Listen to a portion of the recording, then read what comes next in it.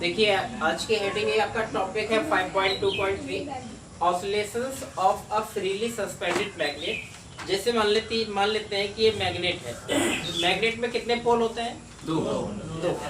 N और S, north और south. अगर इसको हम इस प्रकार से बीच में कोई धागा टाइप का बांध के इस प्रकार से यूनिफॉर्म मैग्नेटिक फील्ड एक समान चुंबकीय क्षेत्र में लटका दें तो क्या होगा? हम देखते हैं कि इस पर फोर्स लगते हैं बल, लेकिन जब नेट फोर्स देखते हैं तो कितना हो जाता है? 0। इसका हम स्टडी कर चुके हैं। लेकिन फोर्स जो लगता है नेट फोर्स तो 0 हो जाता है, लेकिन फोर्स की डायरेक्शन एक दूसरे की कैसे होती है? अपोजिट। तो इसको क्या करने लगता है? इस प्रकार से रोटेट करने लगता है, घुमाने लगता है। और जब किस चीज को हम रोटेट करते हैं तो क्या बनता है? टॉर्क बनता है, बल आघूर्ण। मतलब किसी चीज पर बल लगाकर उसे घुमाना बल आघूर्ण कहलाता है, मतलब टॉर्क कहलाता है। जैसे हमने आपको कई उदाहरण दिए होंगे, जैसे आपका झूला होता है, झूले को आप इस प्रकार से ऐंठना शुरू कर दीजिए, आप उसके इस प्रकार से रोटेट कर रहे हैं, क्या लगा रहे हो? हाँ, बल लगाकर घुमा रहे हो, मतलब टॉर्क लगा रहे हो। अब उसमें ऐंठन भर रही है तो एक दूसरा आता है एंटी टॉर्क। कौन सा टॉर्क? Anti torque. दूसरा, दोनों की दिशा कैसी होती है? एक समान है, अपोजिट? अपोजिट होती है। क्यों? एक को आप ऐसे घुमाएंगे, जब उसमें ऐंठन भर जाएगी और आप छोड़ देंगे, रोटेशन भर जाएंगे और आप छोड़ देंगे तो वो ऐसे खुलेगा, है ना? तो डायरेक्शन एक दूसरे की कैसी होती है? अपोजिट। तो आप क्या लगा सकते हो? माइनस। अब इसमें आप देखिए, वही हम ले रहे हैं तो ऑसिलेशन मतलब इस प्रकार से रोटेट करना या इस प्रकार से रोटेट करना या इससे घूमना मैग्नेटिक फील्ड का, ये बोलते हैं ऑसिलेशन।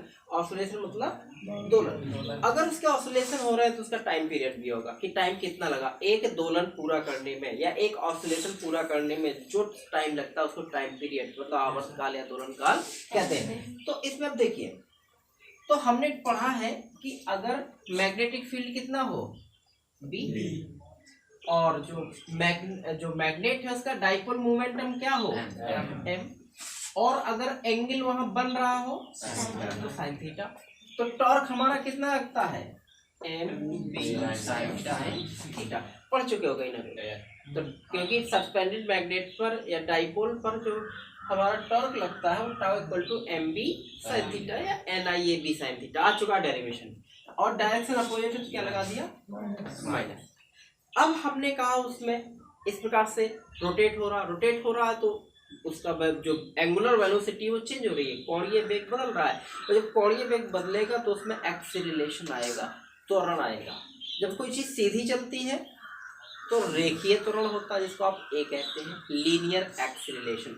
जब कोई चीज एंगल बना के रोटेट होती है तो सीधी नहीं है, एंगल बना के रोटेट होती है तो कोणीय त्वरण आता है। कौन सा त्वरण?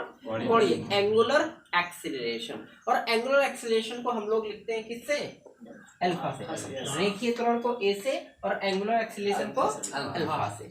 अच्छा, ये बताइए, जैसे किसी चीज को आप चेंज करते हैं, किसी की पोजीशन को चेंज करते हैं, वो चेंज आसानी से होता है कि विरोध करता है? अपोज करता है, विरोध करता है। अवस्था परिवर्तन का विरोध होना, न्यूटन का नियम पढ़े हो कभी? अवस्था परिवर्तन का विरोध होना जड़त्व का नियम कहलाता है। मतलब किसी भी पोजीशन का चेंज मतलब किसी पोजीशन का अपोज करना, चेंज होने का, वो कहलाता है इनर्शिया। जो आपने पढ़ा होगा किसमें?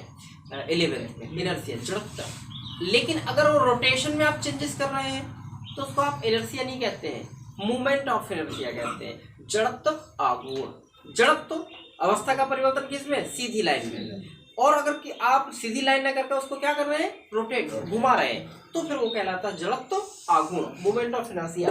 और उसका नाम आप लोगों ने अगर पढ़ा होगा, ध्यान हो तो कितना आई, यहाँ धारा नहीं है।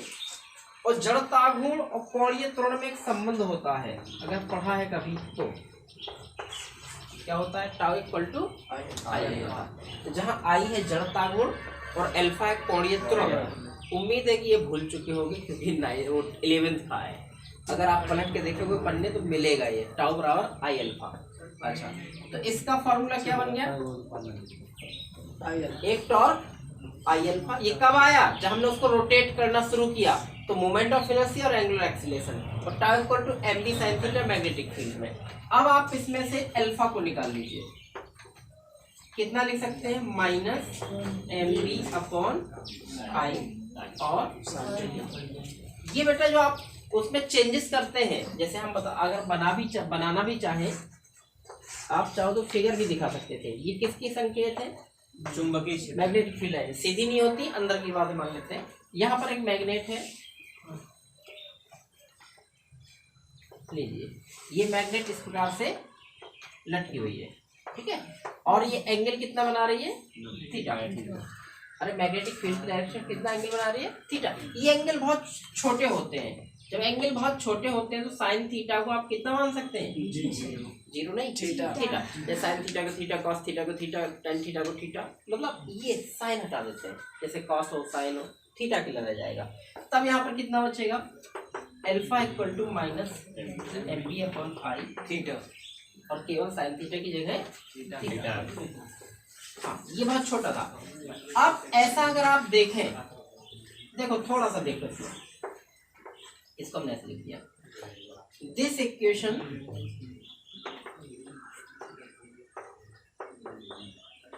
लाइक एज, मतलब यह समीकरण किसके जैसा है, alpha equal to minus omega square theta. तुलना कराओ थोड़ा सा, this equation like as alpha equal to minus omega square theta. Alpha की जगह अल्फा, थीटा की जगह थीटा, मतलब एंगुलर डिस्प्लेसमेंट है, कोणीय विस्थापन। तो फिर ओमेगा स्क्वायर की जगह कितना है, और माइनस की जगह माइनस। तो ये इक्वेशन बिल्कुल ऐसा है, और ये इक्वेशन होता है सिंपल हार्मोनिक मोशन, सरल आवर्त गति। नाम सुने हो कभी इसका, simple harmonic. This equation like and similarly then this motion is SHM। कभी ये नाम सुने हैं, देखिए ये समीकरण इस समीकरण के जैसा है, और ये जो समीकरण हमने लिख दिया ये किसका है, सरल आवर्त गति, सिंपल हार्मोनिक मोशन। तो अगर पूछ लिया जाए आपसे कि सिद्ध कीजिए कि एक स्वतंत्रतापूर्वक लटकी हुई चुंबक या सुई, मैग्नेट या निडल, एक वो सिंपल हार्मोनिक मोशन करती है, तो फिर आपको ऐसे करके दिखाना होता है। हम फिलहाल इसका टाइम पीरियड पर चलेंगे। कंपेयर कराइए आपने, ठीक है, बाय कंपैरिजन, तुलना से, मतलब इसको कहते हैं बाय कंपैरिजन। तो किसकी तुलना क्या होगी बेटा, ओमेगा स्क्वायर बराबर कितना लिखना चाहिए, अल्फा। थीटा की जगह थीटा हो गया, अल्फा की जगह अल्फा, माइनस की जगह माइनस, तो ओमेगा स्क्वायर की जगह MB upon I. Very good, MB upon I.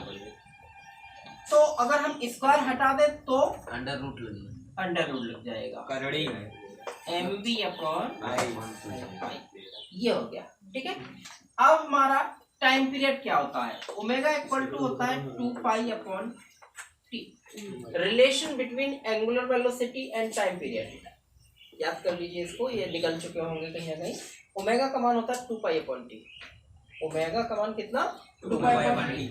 इसको आप ऐसे कर दीजिए, करड़ी में एमबी अपॉन आई, पलट दीजिए क्योंकि हमें टी का मान चाहिए, टाइम पीरियड है। पलटेंगे तो टी अपॉन 2 पाई, इसको पलटेंगे तो आई अपॉन, इसमें से केवल टी का मान निकाल लीजिए, तो टी इक्वल टू 3 गुणा चला जाएगा,